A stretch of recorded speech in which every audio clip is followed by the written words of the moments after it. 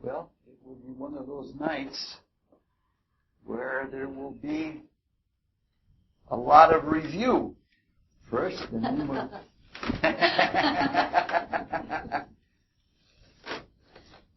This is first and foremost a class about mysticism.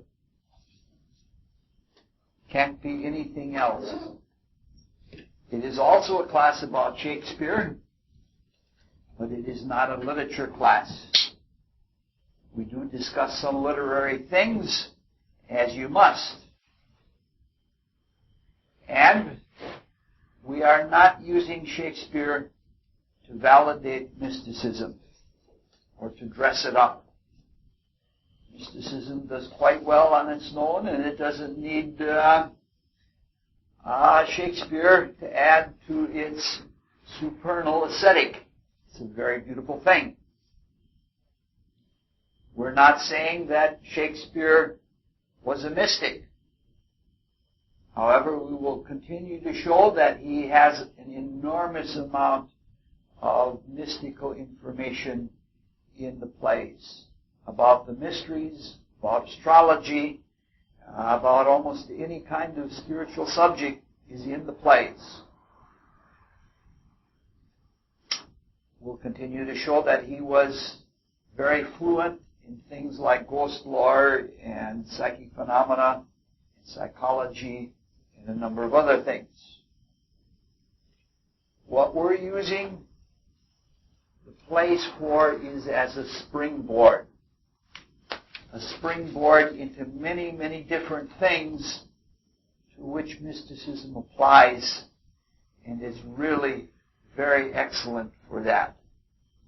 In short, we're using the plays like a jazz musician uses a popular tune. A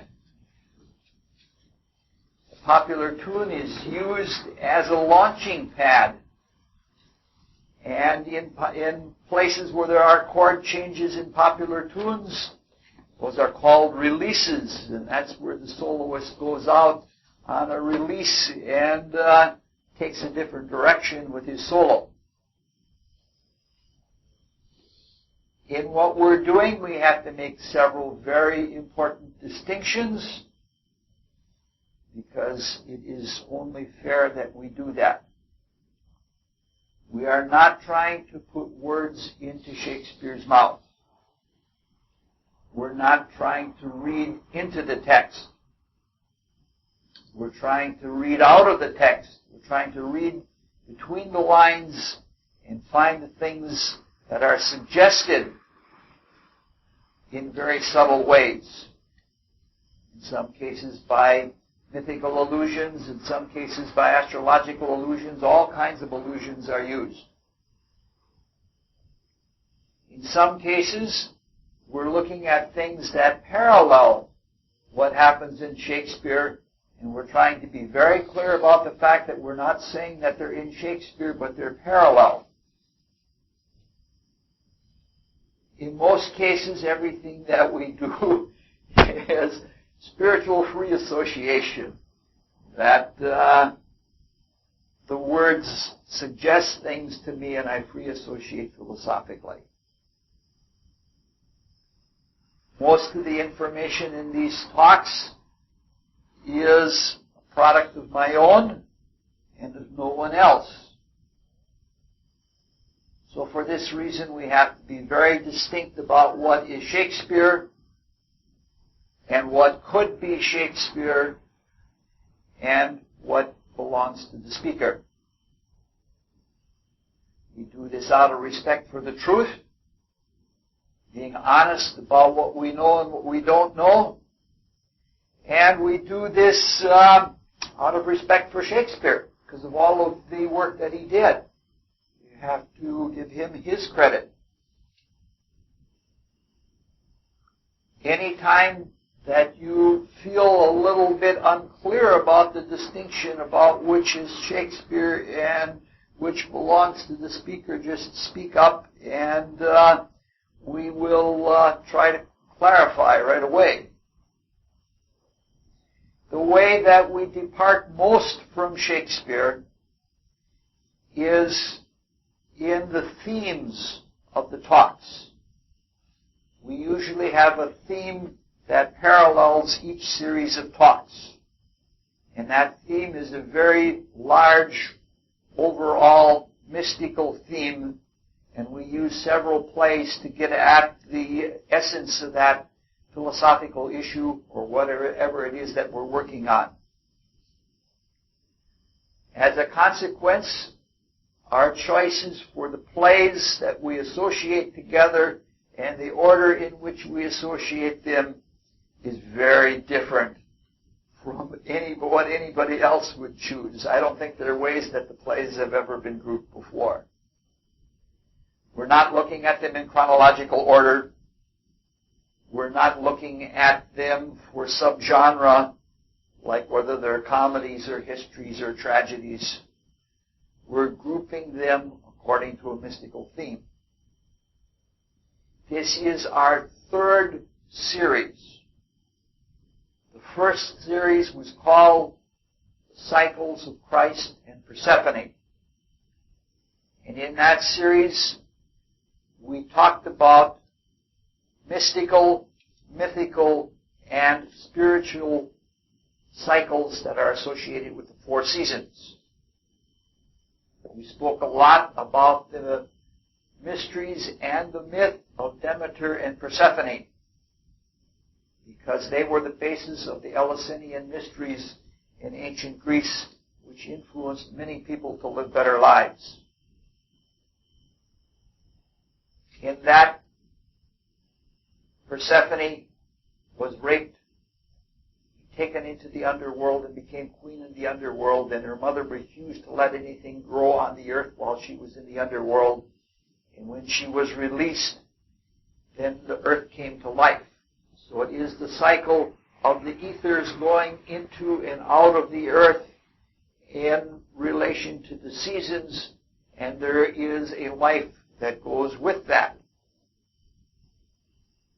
We at the same time spoke about a much more modern cycle that has been superimposed on the cycle of Persephone, and that is the cycle of the life spirit, the spiritual state of which Christ is the primary focus to our humanity.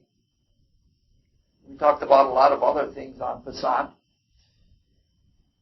And for that series, we used Winter's Tale, the Winter's Tale for winter, Julius Caesar for spring, A Midsummer Night's Dream for summer, and Hamlet for the autumnal equinox.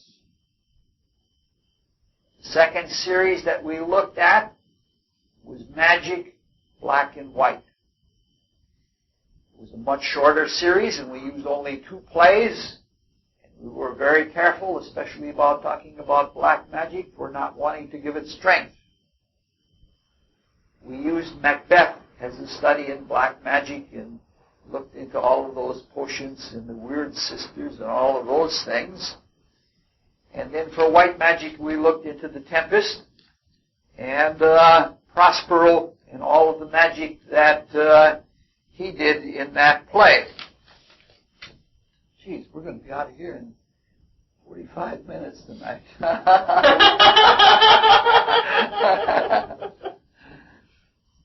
Would you reach up and tap that light bulb very lightly with your finger? That one won't turn on, but the other one will.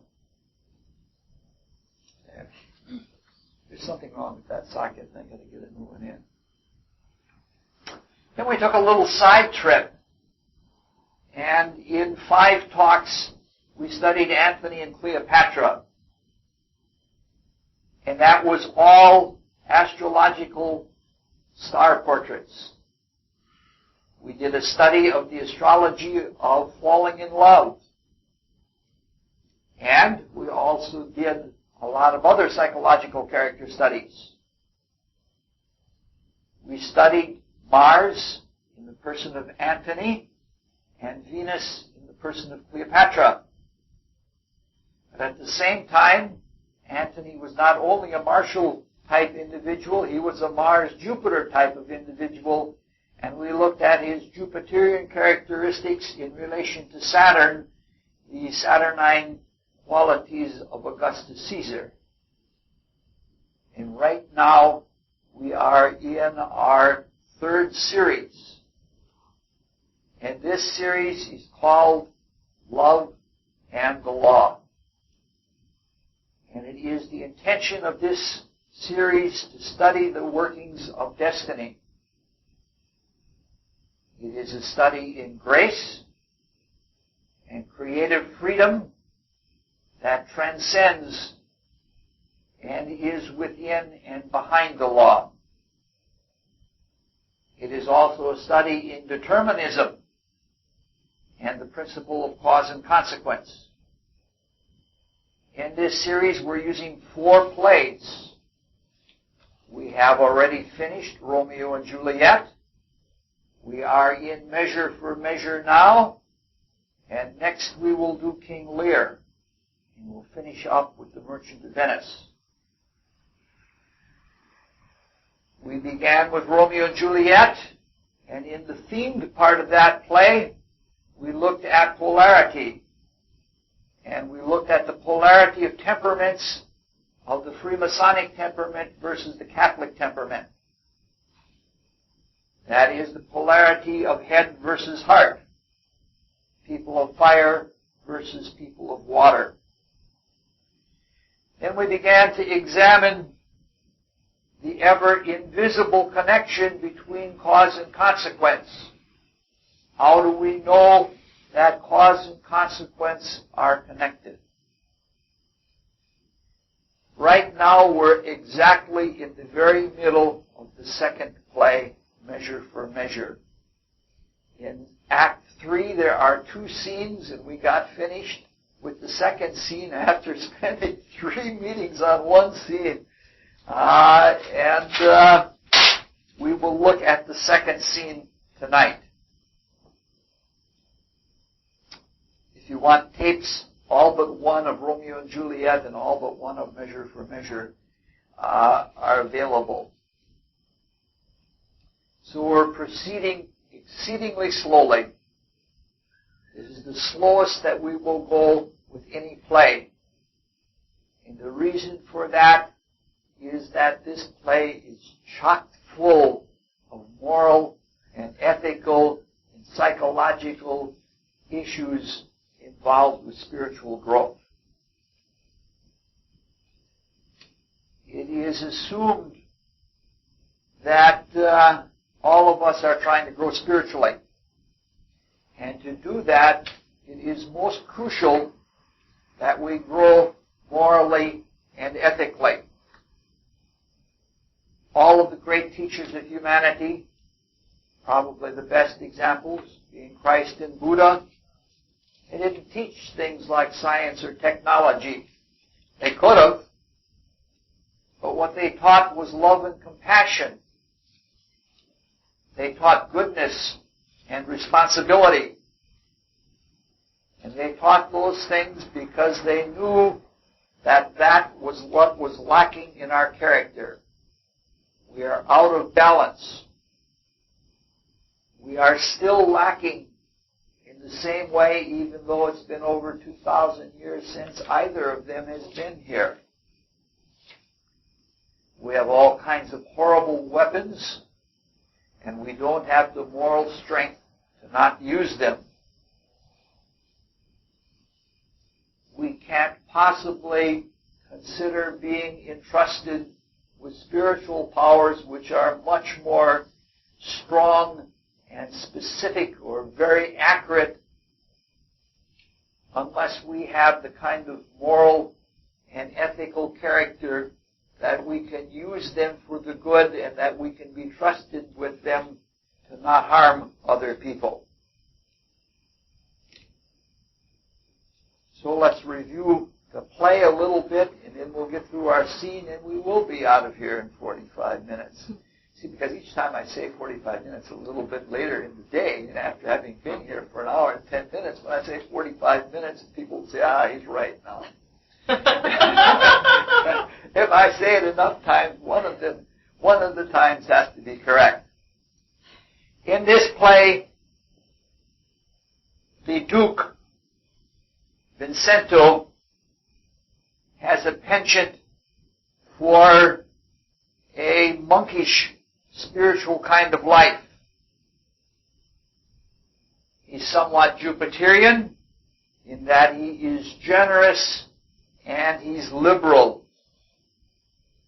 And being generous and liberal with his dispensation of positive judgment, he has been a little extreme. He's been lax about enforcement.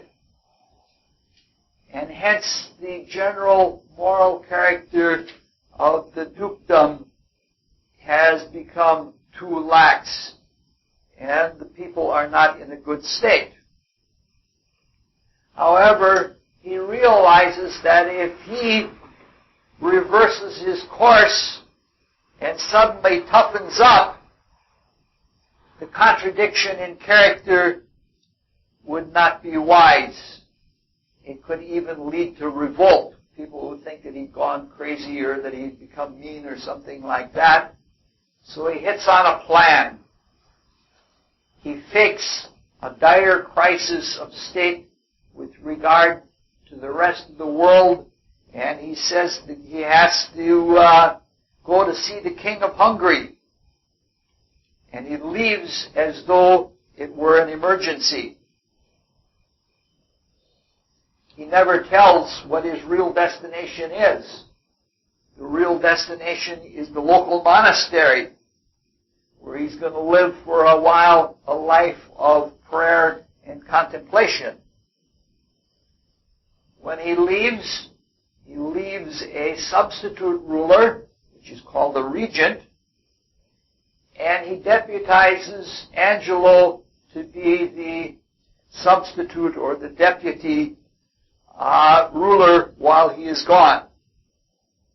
Now, Angelo is a very noble man. He's very honest and of high character, but he is also quite austere. He's strict, he's stern, and he's severe. The idea that the Duke has is that while he's gone, what's going to happen is that Angelo will firm things up, and he will come back, and things will be in the state where he wants them to be. He's a wise enough ruler that he knows that he can take and utilize this kind of law and order guy to take his place. So he goes there and he relates to Friar Thomas that this is his plan, and Friar Thomas knows him and has him as a monk. Angelo turns out to be much more extreme than expected. In the first place, he starts closing down the bawdy houses, and we know where Shakespeare is going with all of that, and he has a great time with that. And that becomes one of the subplots, the closing of the bawdy houses. And Claudio, who is a young gentleman of this dukedom, has gotten his girlfriend, Juliet, pregnant. But they're not married, and this is illegal. They had plans to marry. It's not like they weren't ever going to get married. But not everybody that had to approve for Juliet to get a dowry had approved yet.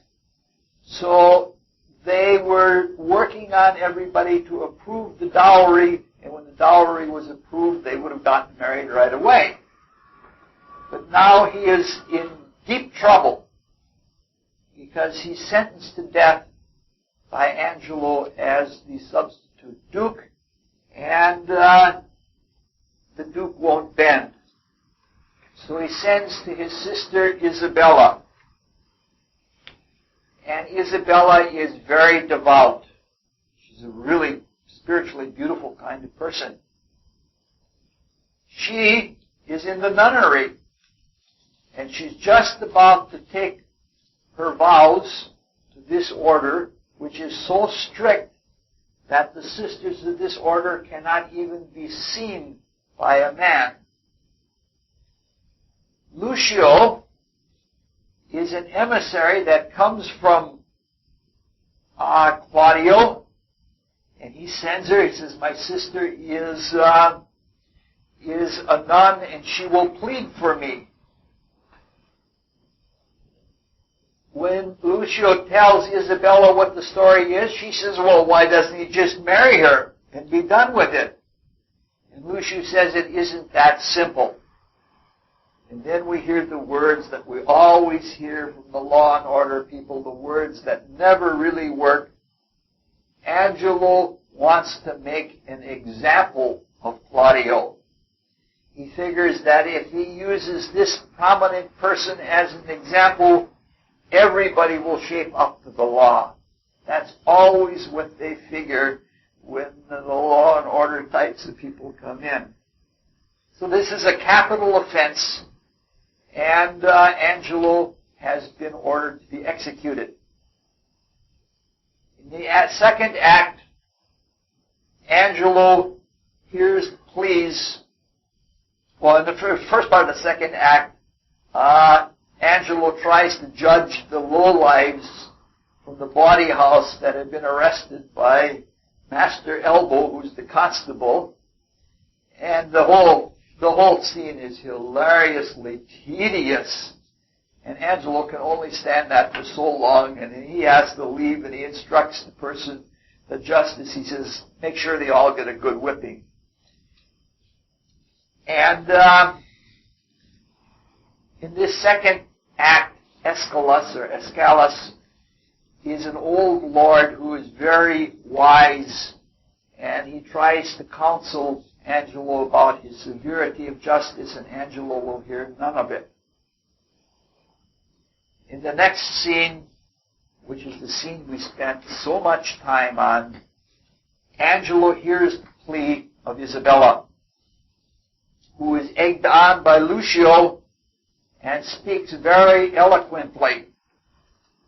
And it is an intense debate between Angelo and Isabella with all kinds of fireworks, verbal fireworks. And during the course of this dialogue between the two of them, Angelo, who is betrothed to another woman named Mariana, falls in love with Isabella. But it's not exactly a really lovey kind of thing. He falls into an intense passion for her. In another scene in the second act, the Duke acts as a confessor, and he confesses Juliet in prison and learns about the whole business of what's taking place while he's gone. And in the final scene of Act 2, Angelo has an out-and-out argument with Isabella, who he has ordered to come back. Again, it is beautiful dialogue. As it continues, he gets more and more bold in his passion, telling Isabella how he feels about her and what she wants. And she's so chaste, and she's so pure, and her mind is on other things, she doesn't pick up on it. So finally what he does is just directly propositions her. She's shocked, and she refuses. He tells her she has until the following afternoon to decide whether to sleep with him or to have her brother executed. And she again refuses. In the first scene of Act 3, the Duke, as friar, consoles Claudio with great eloquence. While he's speaking to Claudio, the sister Isabella comes in, and she's let in by the provost, and the Duke and provost step back, sort of as though out of earshot, but they really eavesdrop. And Isabella tells Claudio to be strong and take his punishment that he deserves. And in the course of the conversation, she tells him the whole business. And his moral resolution melts. And by the end, he's pleading with her to sleep with Angelo, and she's offended and disappointed and repulsed by her own brother, and she lets him know in no uncertain terms. At this point, the Duke comes forward and, in a conversation with Isabella, tells her to be obedient to Angelo and to make the appointment. She doesn't know that he's the Duke. Nobody does, except Friar Thomas. He's just acting like a priest monk. The Duke is still disguised yet as the priest, and he said, I'll set it up so that when the tryst happens, Mariana will keep the appointment in the dark, and that Angelo will never know, because he's blinded by his passion anyway. And that is as far as we got, and we're all set to read Act 3, Scene 2, and we got through that in a half an hour, which isn't bad.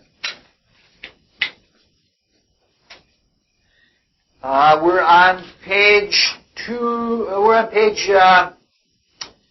54. And it's again the clowns from the bawdy house are at the prison. I'll start it out, and you want a book? Sure. All right. The way it is we all take turns. One person reads, and then the next, and then the next, and then the next. I'll read and pass it on to Sue, and then it'll come back this way, and it'll just go back like that, and end up with Razzmatazz, and we'll go that way. We don't keep the same character. We just you carry one. We each read one speech. Sometimes there's only one word, and sometimes it's a page and a half. And Millie always gets the long ones. That's her fate. She's fated to have long speeches. All right, I'll start out as elbow. Nay, if there be no remedy for it, but that you will needs buy and sell men and women like beasts, we shall have all the world drink brown and white bastard. Oh, heavens! What stuff is here? Was never married word since of 2 usuries. Marius was put down and the worse are allowed by order of law, a furred down to keep him warm, and furred with flocks and lambskins too, to signify the craft, being richer than innocency, stands for the facing. My turn? Yep. Come your way, sir. Bless you, good Father Friar. And you, good brother Father, what offense hath this man made you, sir? Marry, sir, he hath offended the law, and sir, we take him to be a thief too, sir. For we have found upon him, sir, a strange clock which we have sent to the deputy. Aye, sirrah, a bawd, a wicked bawd, the evil that thou causest to be done. That is why thy means to live. But thou do that. Blah, blah. I'm not cut out for long speeches. Do thou but think, what 'tis to cram a maw or clothe a back from such a filthy vice, say to thyself, from their abominable and beastly touches, I drink, I eat, array myself and live. Canst thou believe thy living is a life? Go stinkingly depending, go mend, go mend. Indeed, it does stink in some sort, sir. But yet, sir, I would prove. Nay, if the devil have given thee proofs of sin, thou wilt prove this. Take him to prison, officer. Correction and instruction must both remove these to the prophet. He must be before the deputy, sir. He has given him warning. The deputy cannot abide a whoremaster. If he be a whoremonger and comes before him, he were as good go a mile on his errand. That we were all, as some would seem to be, from our faults, as faults from seeming free. His neck will come to your waist. A cord, sir. I spy comfort. I cry bail. Here's a gentleman and a friend of mine. How now, noble Pompey? What, at the wheels of Caesar? Art thou led in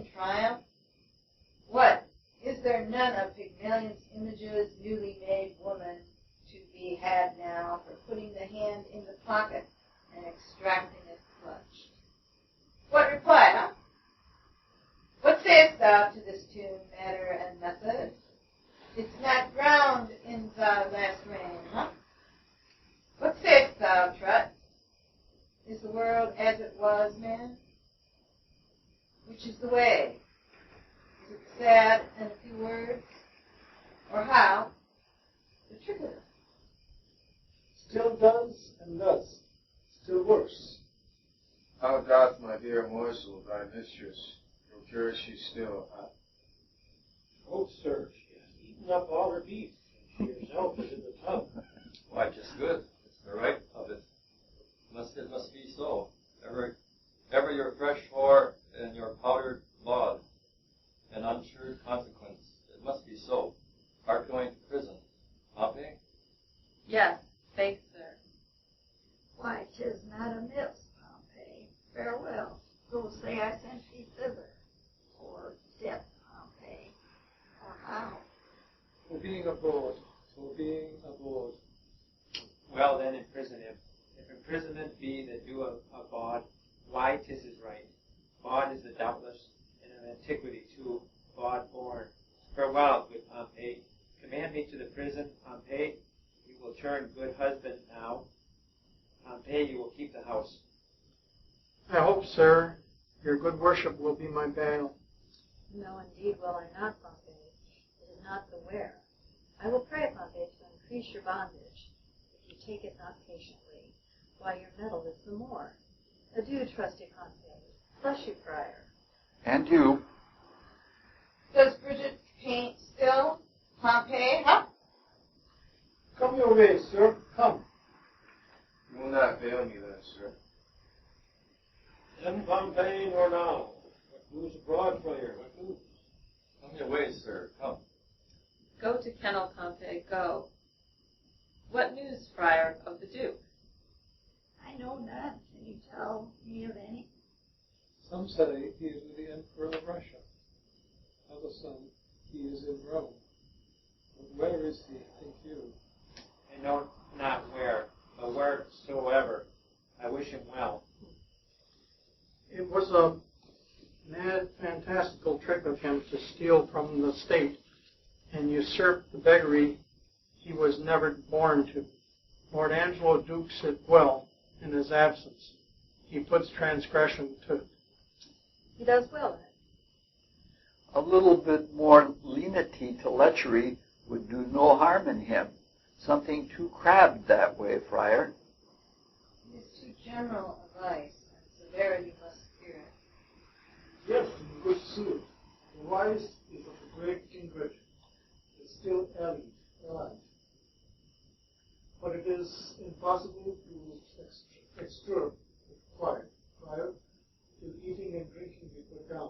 They say this Angelo was not made by man and woman after this downright way of creation. Is it true, think you? How should he be made then? Some report a sea maid spawned him, some that he was begot between two stockfishes. It is certain that when he makes water, his urine is congealed ice. That I know to be true. And he is of motion generative. That's infallible. You are pleasant, sir. Speak apace. Why, what a ruthless thing is this in him. For a rebellion of a codpiece to take away the life of a man? Would the Duke that is absent have done this? Ere he would have hanged a man for the getting 100 bastards, he would have paid for the nursing 1,000. He had some feeling of sport. He knew the service, and that instructed him to mercy. I never heard the absent Duke much respect for women. He was not inclined that way. Oh, so you are deceived. It is not possible. Who, not the Duke? Yes, your beggar of 50, and his use was to put a ducat in her clack dish. The Duke had crotchets in him. He would be drunk, too. That let me inform you. You do him wrong, surely. Sir, I was an inward of his. A shy fellow was the Duke, and I believe I know the cause of his withdrawing. What, Secretary, might be the cause? No part of this secret must be locked within the teeth and the lips. But this I can let you understand the greater fire of the subject held as Duke's rights. Wise. Why, no question but he was. Very superficial, ignorant, unweighing fellow. Either this envy in you, folly, or mistaking, the very stream of his life and the business he has helmed must upon a warren need. Give him a better proclamation. Let him be but a testimony in his own bringing forth, and shall appear to the envious scholar, statesman, and soldier. Therefore you speak unskillfully, or if your knowledge, for your knowledge be more. It is much dark in your malice. Sir, I know him, and I love him. Love talks with better knowledge, and knowledge with dearer love. Come, sir, I know what I know. I can hardly believe that, since you know not what you speak. But if ever the Duke return, as our prayers are already made, let me desire you to make your answer before him. If it be honest you have spoke, you have courage to maintain it. I am bound to call upon you, and I pray you your name. Sir, my name is Lucio, well known to the Duke. He shall know you better, sir, if I may live to report you. I fear you not. Oh, you hope the Duke will return no more? Or you imagine me to be too unhurtful and opposite? But indeed, I can do you little harm. You'll forswear this again. I be hanged first. Thou art deceived in me, friar. But no more of this. Canst thou tell if Gaugio die tomorrow or no? Why should he die, sir? Why, filling a bottle with a tundish. And when the Duke we will talk of will return again, this ungenerated agent will unpeople the province with continency. Sparrows must not build in its house eve because they are lecherous. Duke yet would have dark deeds darkly answered. He would never bring them to light. Would he were returned. Verily, this Claudia was condemned for untrussing. Farewell, good friar, I prithee pray for me. The Duke, I say to thee again, would eat mutton on Friday. He's not fasted. Yet, and I say to thee, he would mouse with a beggar, though she smelled brown bread and garlic. Say that I said so. Farewell. No light nor greatness in mortality can conjure scrape, back wounding colony, the whitest virtue strays. What kind so strong can tie the gall up in the slanderous tongue? But who comes here? Go away with her to prison. Good, my lord, be good to me. Your honor is accounted a merciful man. Good, my lord. Double and treble admonition, and still forfeits in the same kind. This would make mercy swear and play tyrant. We bought of 11 years' continence. May it please your honor. My lord, this is one Lucio's information against me. Mistress Kate Keepdown was with child by him in the Duke's time. He promised her marriage. His child is 1.25 years old. Come, Philip and Jacob, I have kept it myself, and see how he goes about to abuse me. That fellow is a fellow of much license. Let him be called before us. Away with her to prison. Go to, no more words. Provost, my brother Angelo will not be altered. Claudio must die tomorrow. Let him be furnished with divines, and have all charitable preparation. If my brother, wrought by my pity, should not be so with him. So please you, this friar hath been with him and advised him for the entertainment of death. Yep. Oh, what even, good father? Bliss and goodness on you. Of whence are you? Not of this country, though my chance is now to use it for my time. I am a brother of gracious order, late come from the sea in special business from His Holiness.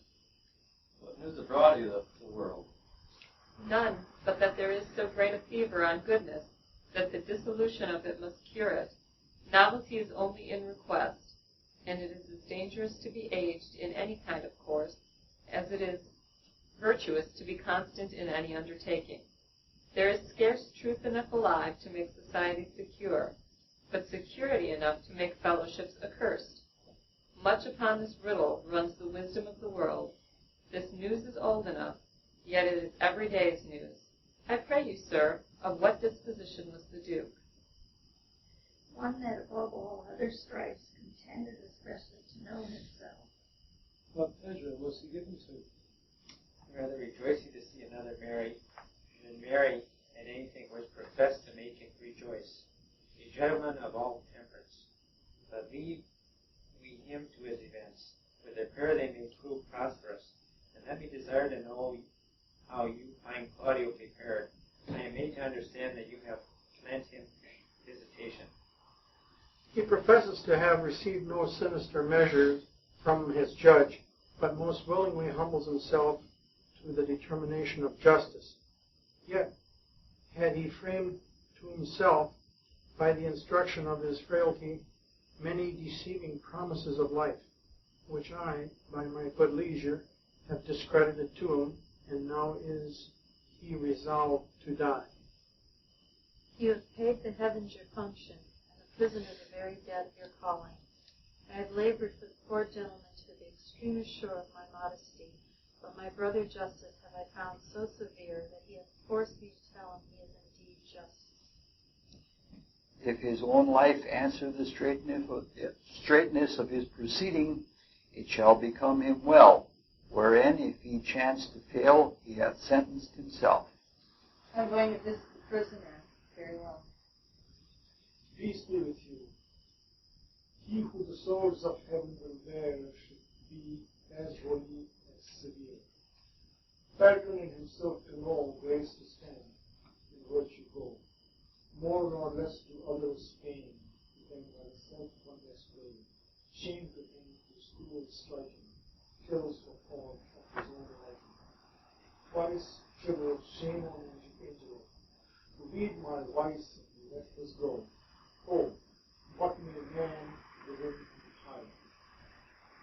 Your angel on the outward side, how many likeness made in crimes, making practice on the times, to draw with idle spiders strings, most ponderous, substantial things. Craft against vice I will supply, with angel of the night shall lie. His old betrothed, but despise, so disguise shall by the disguise be with falsehood, false exacting, and perform an old contracting. Yeah, everybody seems to have gotten better about reading over the summertime. Huh. Well, this scene isn't quite as rich as the ones immediately preceding it, but there's still more in it than we can cover tonight. We're going to have to let some things hang. There's ample amount here for a lot of running commentary, and the running commentary happens to be all mostly on our theme. All 45 minutes? What? It's going to be 45 minutes now, right?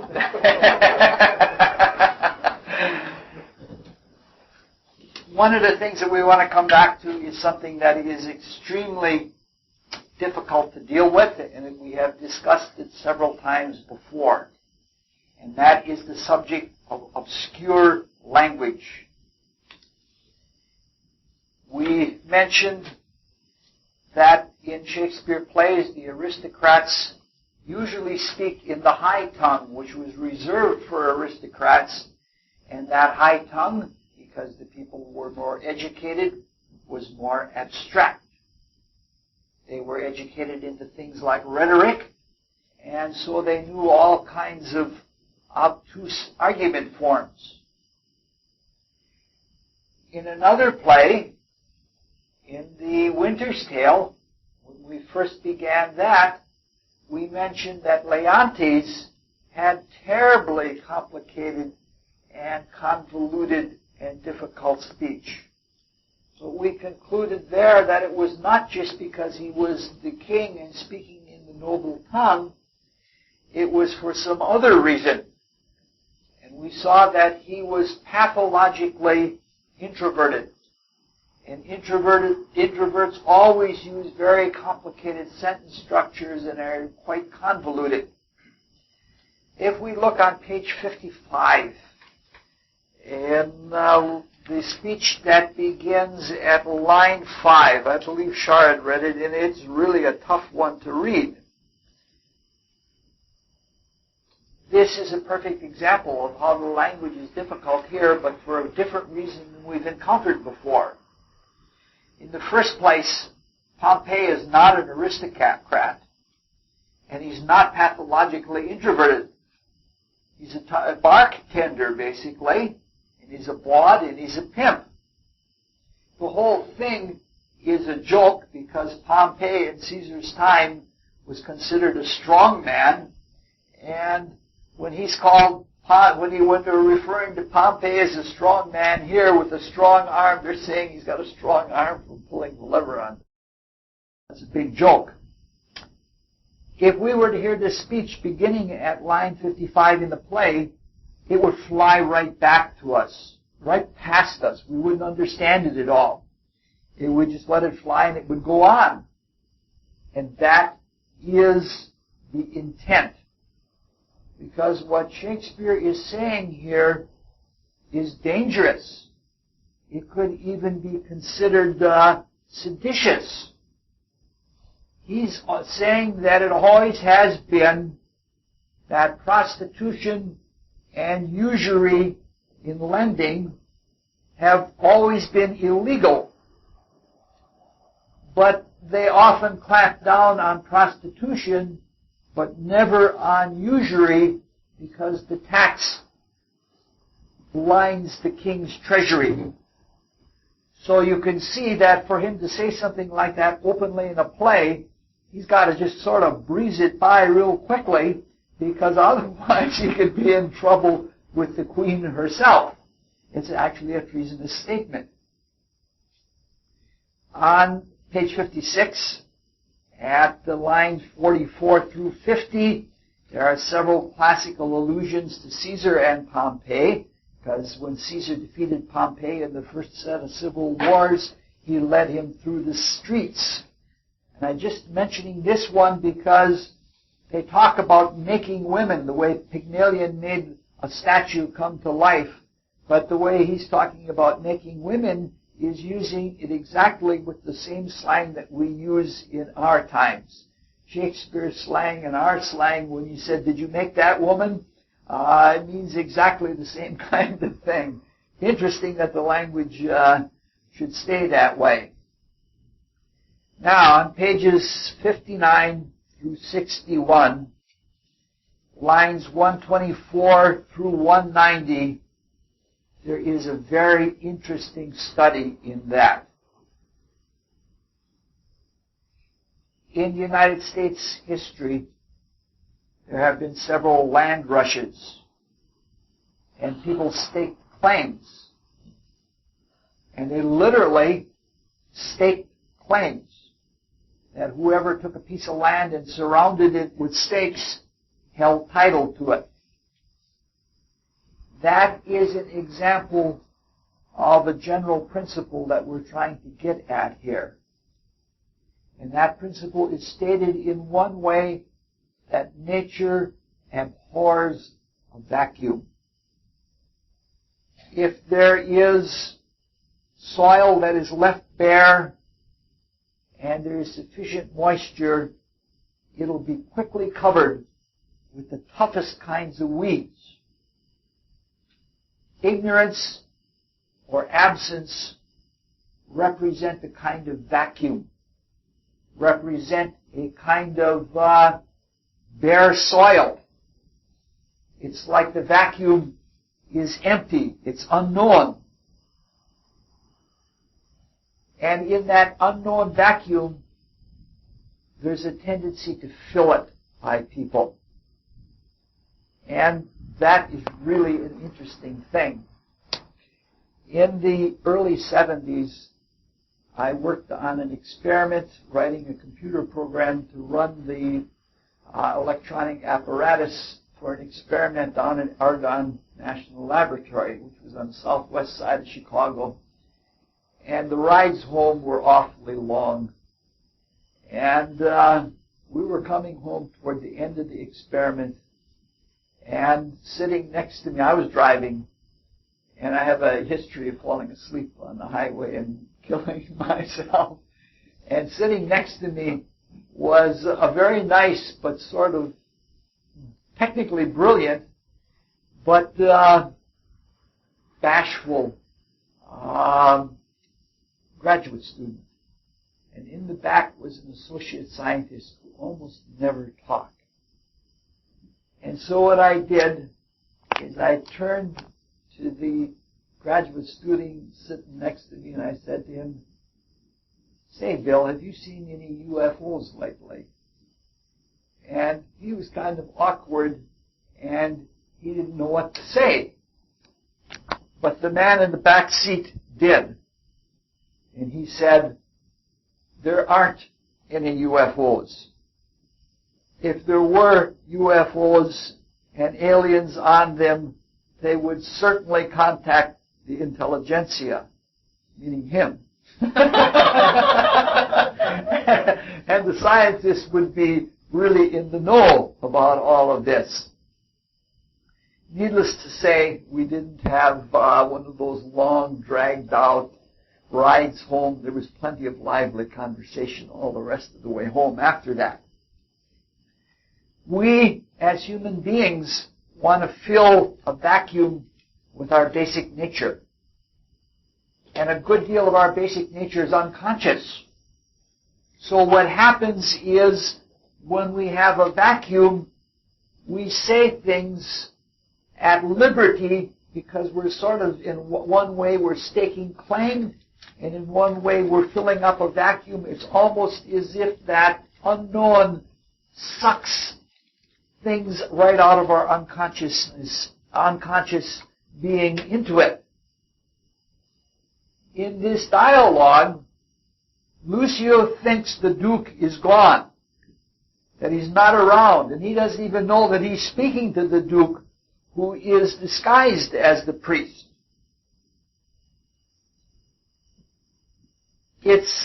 He thinks he's safe. So this is a study by Shakespeare in slander. How people, in the absence of someone, slander their very being. Lucio thinks he's safe. He thinks he can get away with it. And he assumes that the monk is ignorant about who the Duke really is. So there's a second vacuum of ignorance there. It even seems as though Lucio, in his basic nature, is insecure. Many of us, most of us, are insecure. And so he wants to make himself look good. He wants to make it sound like he is a familiar of the Duke, and that he's privy to the Duke and all the secrets of the Duke's life. And so he's filling the vacuum with calumniation. He is putting the Duke down. People who are insecure and who don't have strength in character often do try to raise themselves by making other people look bad.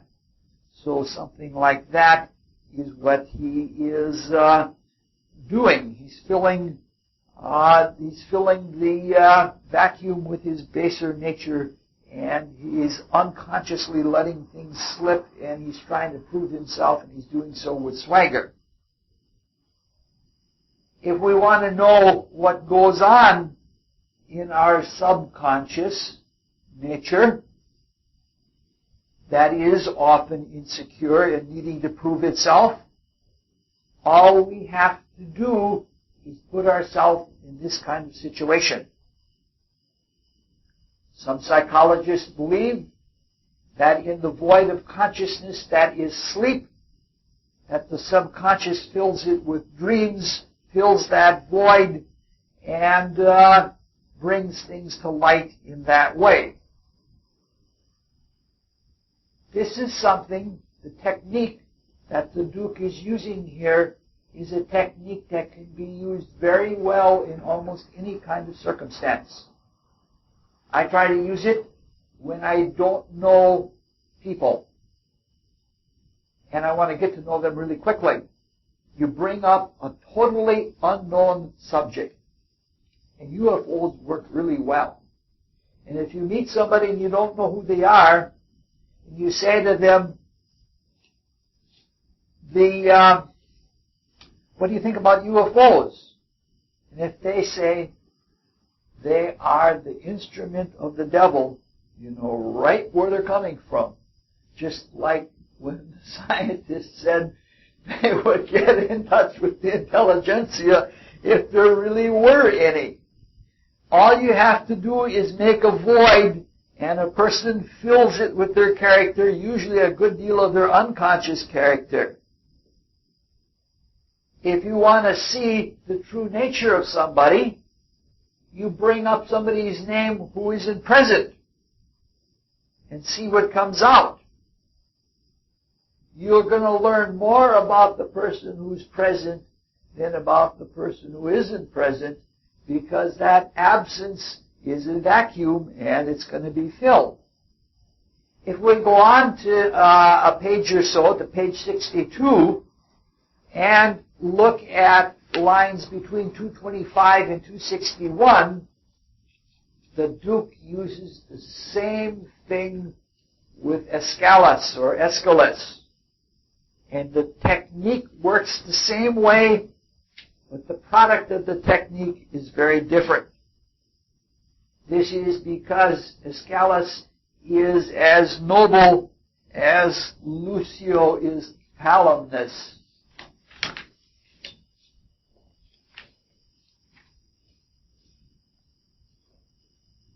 You might even think that the Duke is a natural as a priest or a monk, and that he has found the perfect technique to confess people when they don't even know that they're being confessed. This is an interesting principle, and it's almost tempting to think of it, or to think of applying it for perpetual and continuous self-knowledge. We as mystical students follow the statement that was above the mystery temples in Greece, Gnothi se auton, know thyself. And if you go deep within and really know yourself, that is self-becoming in the most deeply spiritual sense. You know yourself as divine. So if we seek to know ourselves, not only do we seek to get the dross out of the subconscious from the lower nature, we seek to draw out our true, divine, creative, spiritual nature, and the same technique works there. If we could keep ourselves in assumed ignorance and watch what flows out, we would get a sense of what we really are. Now that seems to be a bit of a stretch of the principle and of the technique, and it may water it down by trying to use it that way, but it's worth looking into. The only case that I know of historically of somebody trying to do this was Socrates. Socrates, when he was a young man, somebody had applied to the oracle at Delphi, and it said, "Who is the wisest of all men?"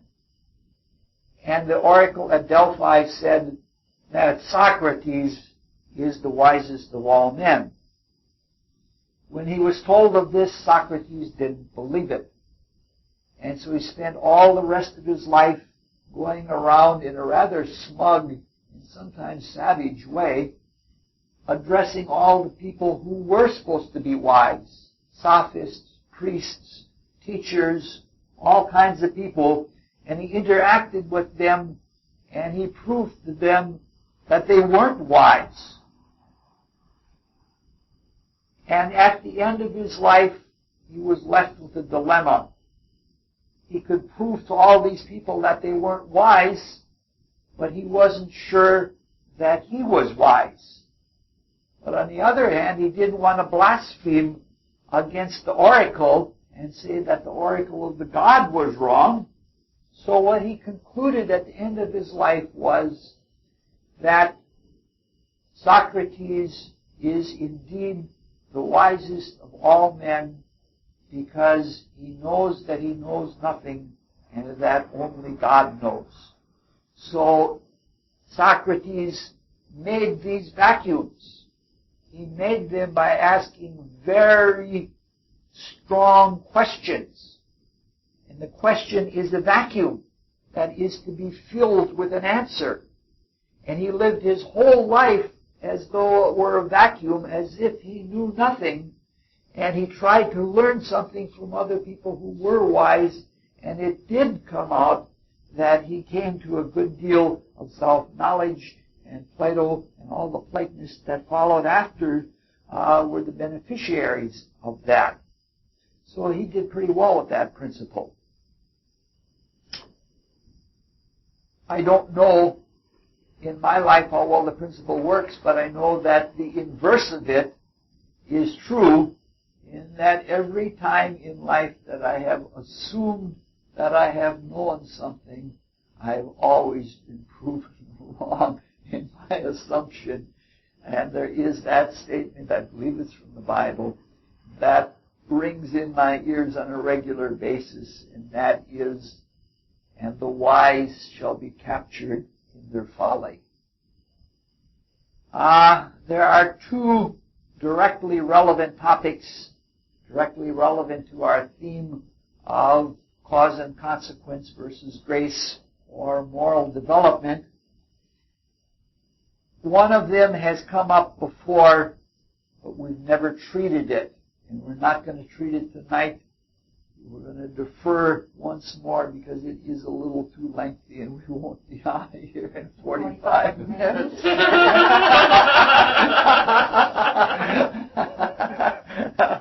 All right. So we'll go into the other one and we'll talk, and we'll just be very brief about it. It has to do with the Duke's speech on page 62, lines 225 to 234.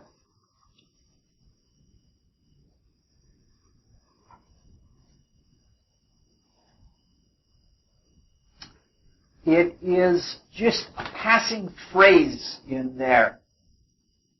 And I think it's extremely important, so I'm going to talk about it. It talks about social coherence. What makes societies of people cohere? Some people say it is wealth. If there is an abundance of wealth, you'll have a coherent society. Some people would say that it is might, and that you can force other people to cohere together.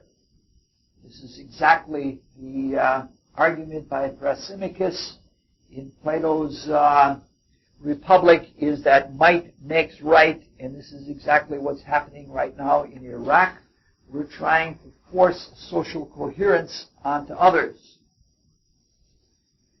Now, the most common answer to what makes people cohere would be something like language or customs or culture. And in the past, this has been true. And in this regard, modern mystics agree with passages in the Bible on the subject.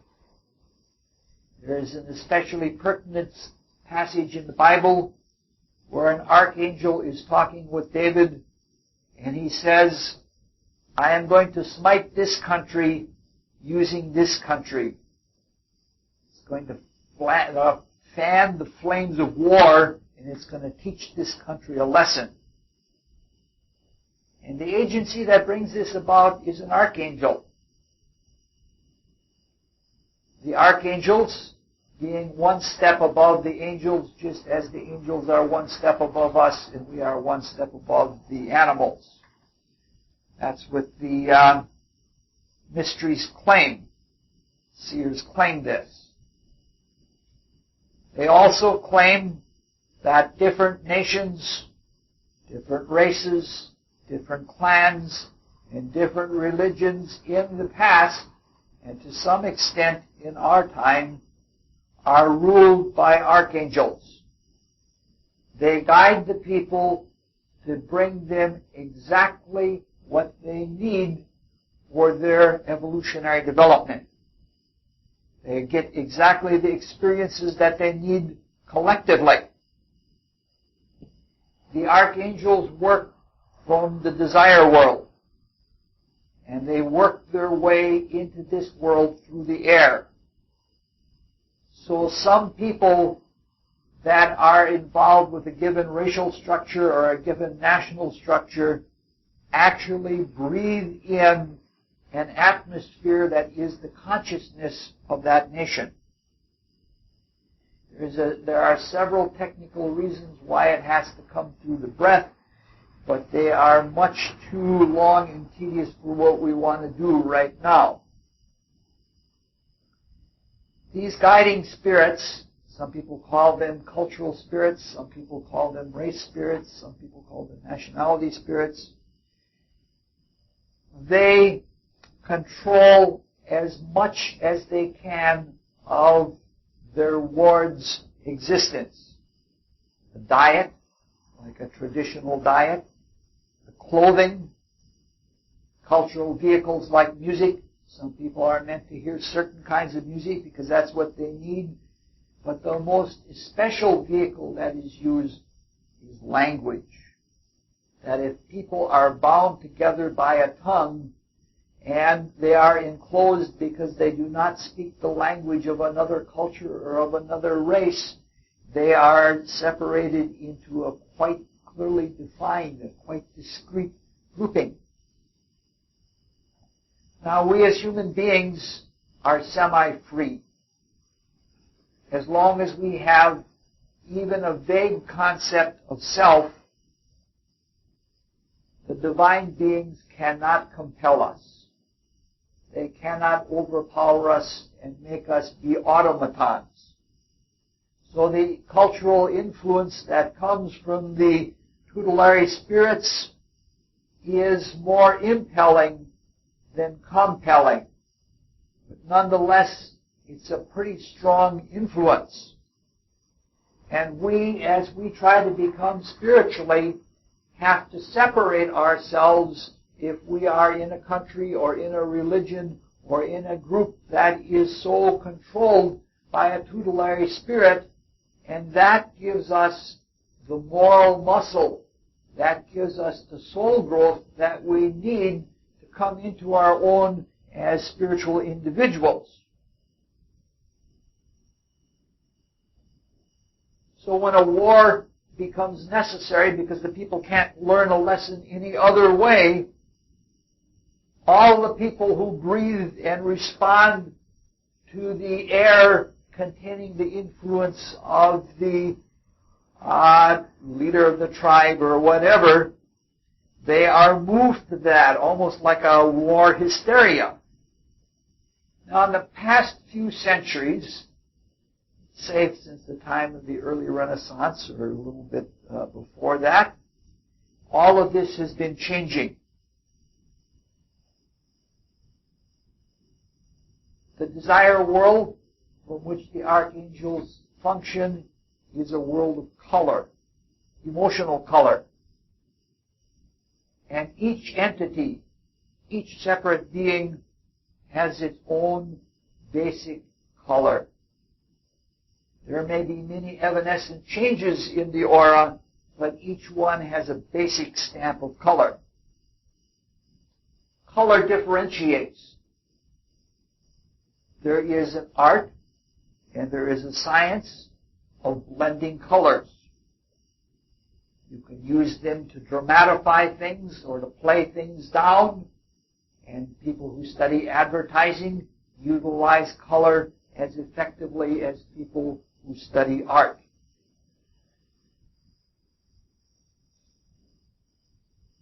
The paradoxical irony in all of this is that as we individuate and separate away from the family, the clan, the nation, the religion, we become individual.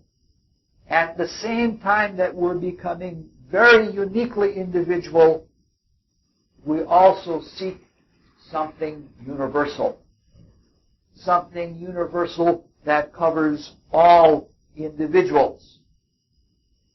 Because when we find our identity, we find that our identity is a common unity.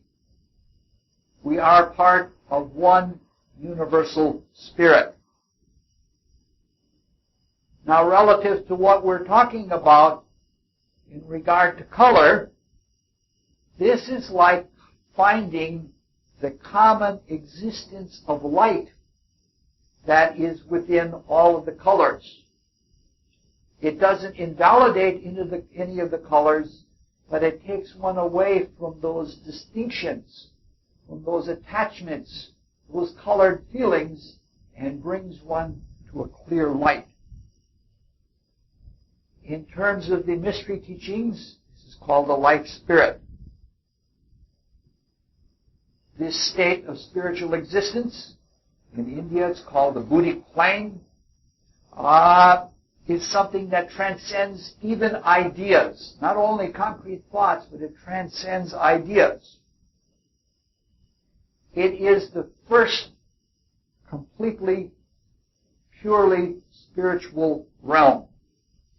The Platonists called it intellect. And they meant by that word something very different than what we mean. They meant something like in St. John's Gospel, when Christ, speaking as a focus from that realm, says, I am the truth.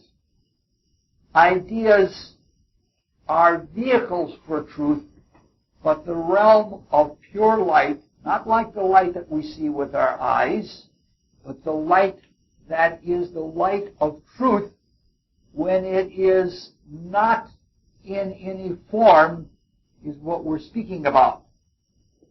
This light is also unified love, or the unifying principle of love, with a capital L. Being universal, it is objective. The facts of material existence are always subjective because they're partial. There is no complete measurement. Every measurement is approximation. Oh, we can count and say there's 7 objects there, but it's still subjective. Every fact in material existence is seen from a specific point of view, and therefore it is relative. It is not objective. It becomes clear that as we, as thinkers, find a truth that transcends the individual investigator, and that can be proven by any other individual investigator that this is true, this is a tremendously unifying factor.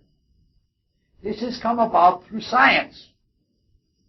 Science is altruistic in that regard.